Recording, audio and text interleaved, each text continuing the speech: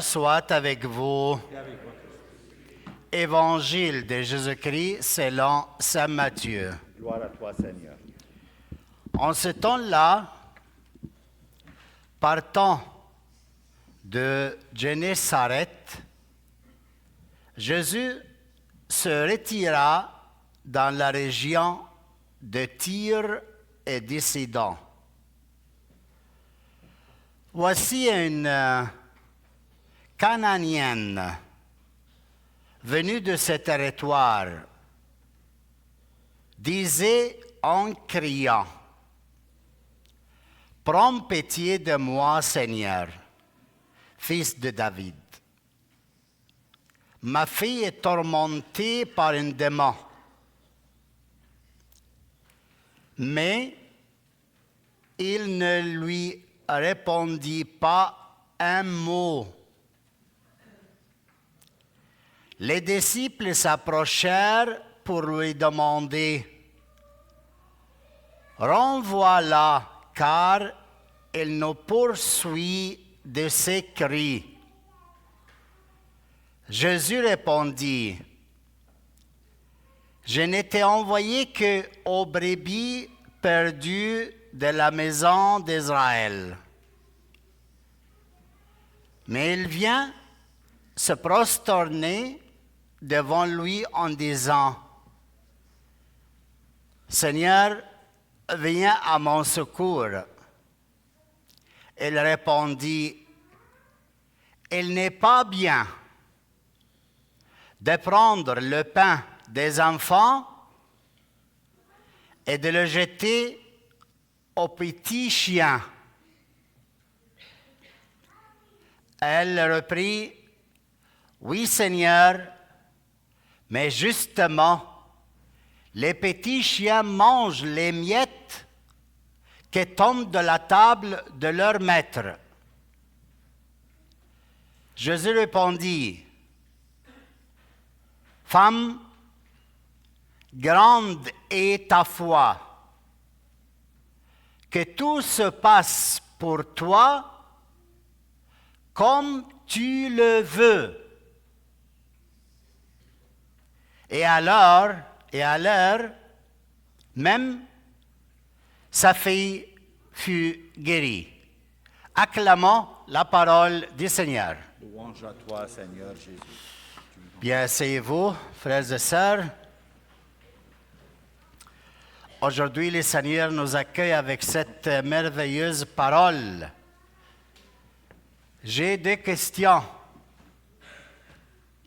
Est-ce que la prière peut changer la volonté de Dieu?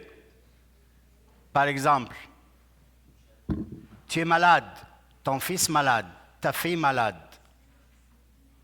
On n'est pas croyante. Oh, il est loin de l'église. Oh, il a une crise. Et tu vas te mettre à prier pour elle ou pour lui. Est-ce que tes prières peuvent changer la volonté de Dieu sur ta fille? Qui dit oui? Hada seulement? Moi, oui. Toi aussi? Ah, quelques-uns. Bon, on va voir. Deuxième question. Est-ce que Jésus-Christ, il avait conscience qu'il est le Fils de Dieu, il est Dieu, ou il grandissait, il a eu une croissance en cette conscience? Qu'est-ce que vous pensez? Est-ce que la question est claire? Non. Oui? Alors, il a une croissance où il était complètement conscient qu'il est Fils de Dieu. Pourquoi ces deux questions? Parce que c'est la parole de l'Évangile d'aujourd'hui. On va voir Jésus aujourd'hui un peu en façon.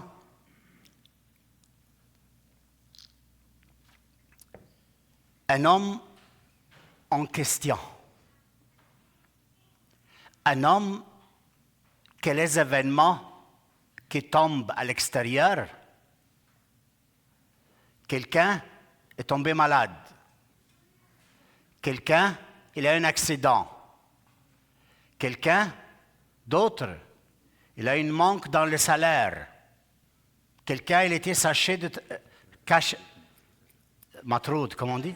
Chassé, bravo, viens traduire pour moi. Chassé de travail. Ce sont des événements extérieurs. Mais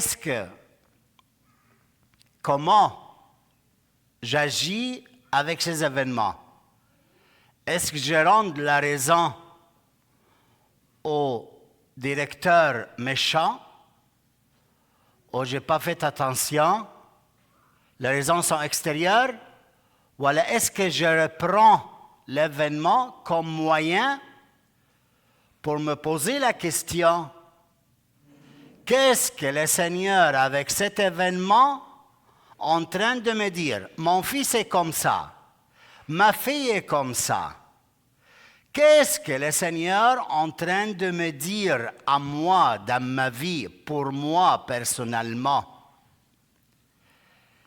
Alors, quelle est la façon de Jésus ici? On va voir un peu. Parce que nous sommes appelés à faire la même découverte de Jésus de soi-même. Qu'est-ce qu'il a découvert de soi-même aujourd'hui, Jésus, dans cette parole de la femme cananéenne, Mar al-Kanaaniya? Il dit comme ça, Saint Matthieu, dans un moment, il a eu toute une direction à l'intérieur de lui que le tire pour partir de la zone des Juifs, où il y a le monde des croyants, à une autre zone, laquelle la région de Tyr et Sidon, sur Wassaïda, qui est actuellement au Liban. Sont deux zones païennes. Il n'y a pas de monde de juifs croyant en Dieu. Là-bas, il n'y a pas de foi en Dieu. Qu'est-ce qu'il y a? De monde païen. Ils adorent n'importe quel Dieu, ils font n'importe quoi, tout un monde là-bas. Mais Jésus, il décide d'aller là-bas. À quoi faire? Il est allé. Et il a amené avec lui ses disciples. Quand il est arrivé à ce territoire,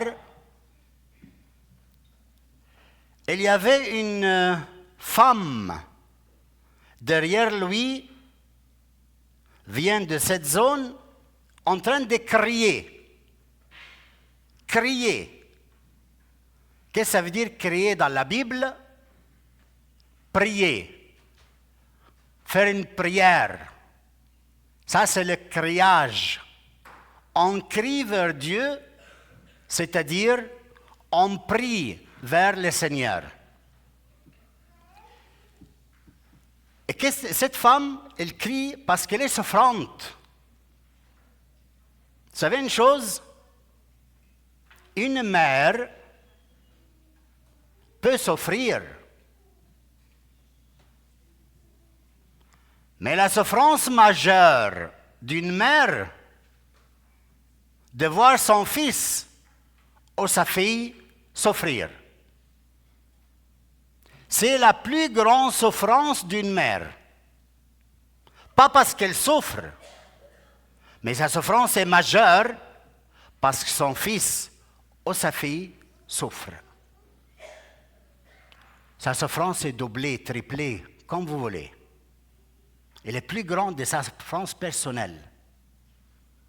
Et qu'est-ce qui se passe ici? Elle crie. Elle dit quoi? Prends pitié de moi, Seigneur, fils de David. Ma fille est tourmentée par un démon. Elle fait la prière que l'Église primitive le faisait. Seigneur, aie pitié de moi, que je suis un pécheur. Seigneur, fils de David, aie pitié de moi que je suis un pécheur. Elle faisait cette prière, cet criage vers Jésus. Elle dit, ma fille en train de souffrir. J'imagine que Jésus a compris quel était le degré de la souffrance de cette femme. Et quand il a compris, il doit agir. Parce qu'il voit la souffrance d'une femme qui souffre doublement pour la souffrance de sa fille. J'imagine qu'il va agir, hein? Bon, il a entendu. Ma fille est tourmentée par une démon. Mais, dit Saint Matthieu, hein, il ne lui répondit pas un mot.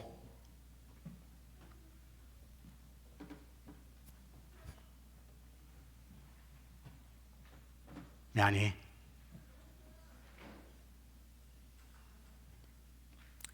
quelle est l'attitude de Jésus ici? Est-ce qu'il est en silence parce qu'il ne veut pas lui donner l'attention? Ou qu'est-ce qui se passe? Je vous dis une chose ce matin.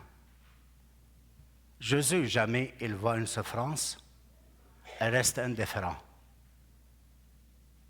Il a entendu les criages de cette femme, païenne, qui n'est pas croyante. Et qu'est-ce qui se passe à l'intérieur de lui? Il entre en question. Vous voyez l'événement extérieur? Il le mène à l'intérieur de lui. Il reste en silence. Il est en train de dialoguer à l'intérieur de lui. Pourquoi je suis ici? Pourquoi je suis venu dans ce pays des païennes? Quel sens est là que je me trouve maintenant ici? Et pourquoi Dieu le Père a permis que cette femme païenne court derrière moi? Elle est en train de me demander d'intervenir parce que sa fille, elle a un démon, elle souffre, elle est malade. Qu'est-ce que tu veux que je fasse, Seigneur? Quel sens est là cette réalité qui est à l'extérieur de moi pour moi aujourd'hui? Quelle est ta volonté? Qu'est-ce que tu veux que je fasse? Elle est consciente de quoi? De ce qu'il dit l'Écriture à propos des païens. Et qu'est-ce qu'il dit l'Écriture à propos des païens?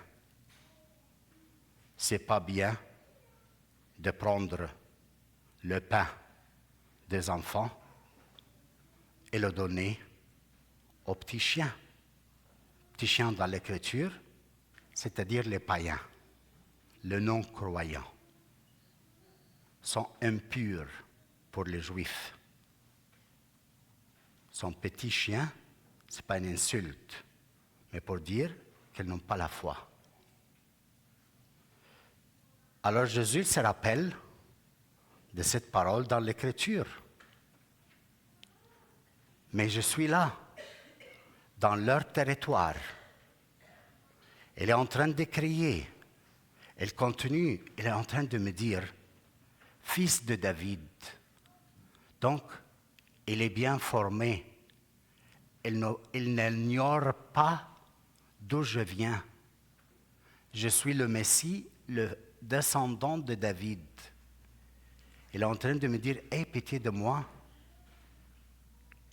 Il a besoin d'un secours, d'une aide. Père, comment j'agis avec les païens maintenant? Alors il répond à cette femme, qu'on lui dit, ma fille est tourmentée par un démon, et quand il n'a pas répondu avec un mot, il a eu toute cette intériorisation, les événements extérieurs, il l'a fait entrer en dedans de lui, il est en train de dialoguer, et ça c'est très important pour toi aujourd'hui. Tout ce que se passe à l'extérieur de toi, à la maison, au travail, avec tes parents, avec les amis, avec ton fiancé, sont des événements qu'il t'appelle à réentrer à l'intérieur de toi et poser une question. Qu'est-ce que papa veut me dire avec ça? Tu as une rupture avec ta sœur et avec ton frère. Seigneur, qu'est-ce que tu veux me dire à moi avec cette réalité? Pourquoi j'ai cet rapport assez méchant avec mes frères et sœurs? Pourquoi? Qu'est-ce que tu es en train de me dire de moi? Pas des autres, pas des événements, mais de moi et à moi. Tout est adressé à toi et pour toi à travers les événements extérieurs. Et c'est ça qui se passe en Jésus. C'est pour ça qu'il est en silence. Mais ce n'est pas seulement comme ça. Qu'est-ce qui se passe encore? Quelque chose de plus fort. Les disciples s'approchèrent pour lui demander « Renvoie-la, s'il vous plaît, car elle nous poursuit par ses cris. » تجري ورانا وعمالة تصرخ واحنا زهقنا. شوفها عايزة ايه واديها اللي عايزاه بقى كفاية.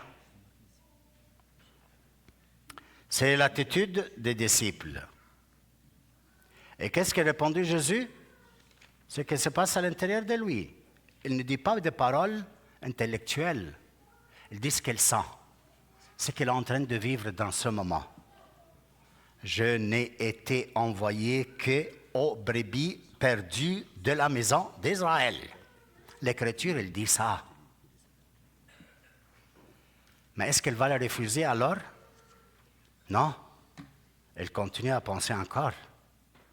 Parce que l'Écriture dit, la Bible dit, qu'il y aura dans l'histoire, et c'est la fin des temps, que les païens, comme cette femme cananéenne, vont manger à la même table avec les Juifs dans le royaume de Dieu. Il y a écrit cette parole. Alors Jésus ne peut pas dire « Non, je n'ai rien à faire avec toi, va-t'en d'ici ». Il ne peut pas dire ça. Parce qu'il y a l'autre partie de l'Écriture qui lui dit « Rends-toi conscient en quel moment tu es. Tu es devant une païenne. » Et à lui, à Jésus, de découvrir est-ce que ce moment, c'est le moment de la fin des temps où la foi juive va être ouverte aux païens. Et Jésus passe dans cette direction.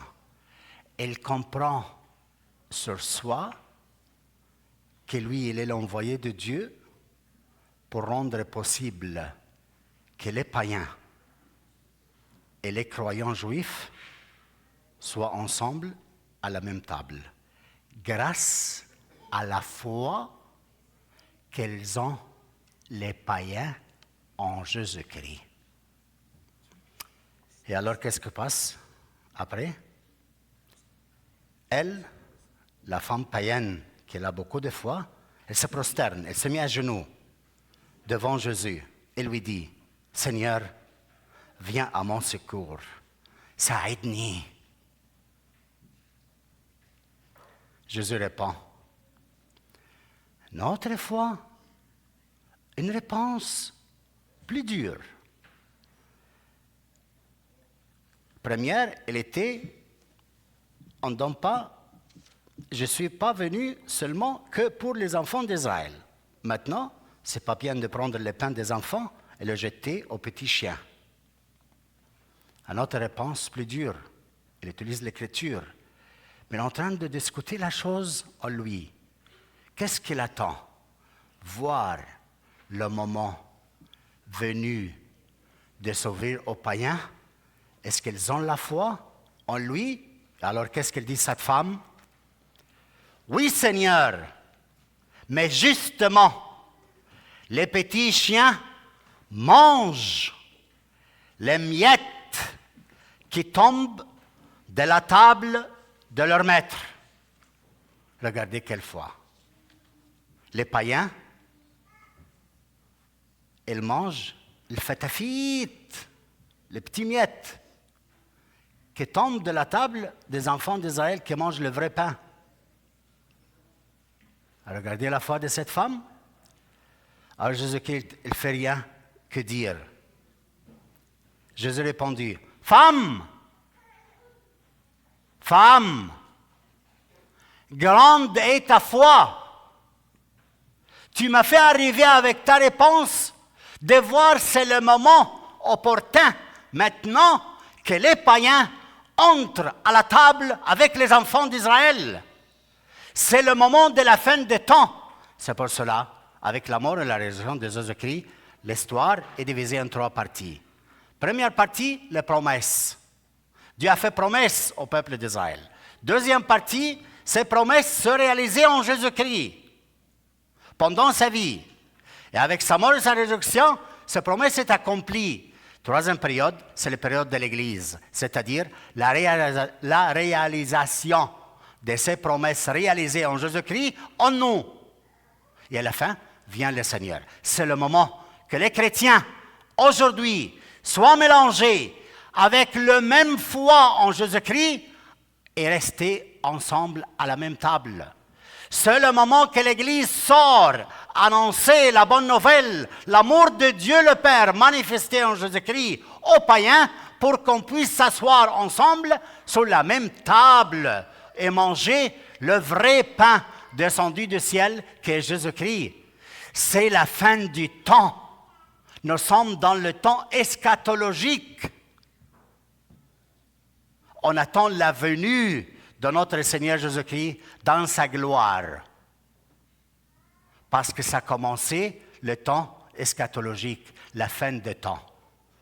Et qu'est-ce qu'il dit Jésus-Christ à cette femme? Jésus répondit, femme, grande est ta foi pour moi. Que tout se passe pour toi comme tu le veux. Wow! Cette femme, est-ce qu'elle a changé la volonté de Dieu avec ses prières, ses criages? Non. Qu'est-ce qu'elle a aidé, ses prières? Elle les a aidés à entrer, elle et les païens, dans la volonté de Dieu, qui est le salut de toutes les nations, des Juifs et des païens. Alors la prière de cette femme, elle a guéri sa fille, mais elle a fait qu'en façon que tous sont entrés, les païens. Après, c'est pour ça que Saint Paul il est allé annoncer l'évangile de Jésus-Christ aux païens. Et même Pierre, à Cornélios, le païen, ils sont entrés dans la même foi de Jésus-Christ. Alors la prière, pas changer la volonté du Père, parce que la volonté du Père est claire, est stable, que tous soient sauvés, avec la même foi en Jésus-Christ. Et la prière, il a aidé quoi? Que cette femme entre dans la volonté de Dieu.